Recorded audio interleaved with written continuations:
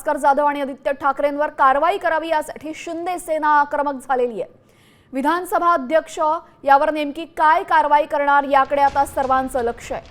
आपण पाहतोय विधिमंडळामध्ये भास्कर जाधव आक्रमक झाले होते, बोलायला वेळ दिला नाही म्हणून त्यांनी आक्रमक पवित्रा केला होता आणि आता विधानसभा अध्यक्ष नक्की काय कारवाई करणार या संदर्भात पाहणं महत्त्वाचं ठरेल। अधिक माहितीसाठी आपल्यासोबत आमचे प्रतिनिधी गणेश कवडे जोडले गेलेले आहेत। गणेश, काय अधिकची माहिती आहे?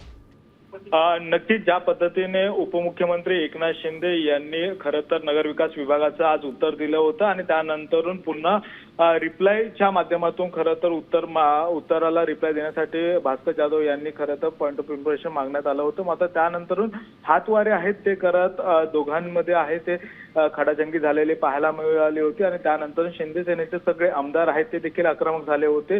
त्यामुळे आता हे सगळे आमदार आता अध्यक्ष यांच्याकडे गेलेले आहेत आणि त्यानंतरून अध्यक्ष नेमके आता काय निर्णय घेतात हे देखील पाहणं गरजेचं आहे, कारण की आदित्य ठाकरे आणि भास्कर जाधव हे दोघंही वेगवेगळ्या पद्धतीचे हातवारे करण्यात आलेत अशा देखील आरोप आहे तो आता शिंदे सेनेकडून करण्यात आला होता आणि त्यामुळे त्यांच्यावर कारवाई करण्यात येईल। आमदारांच्या मागणीवर काय कारवाई होणार हे पाहणं महत्त्वाचं ठरेल। धन्यवाद गणेश, आपण दिलेल्या सविस्तर माहितीबद्दल।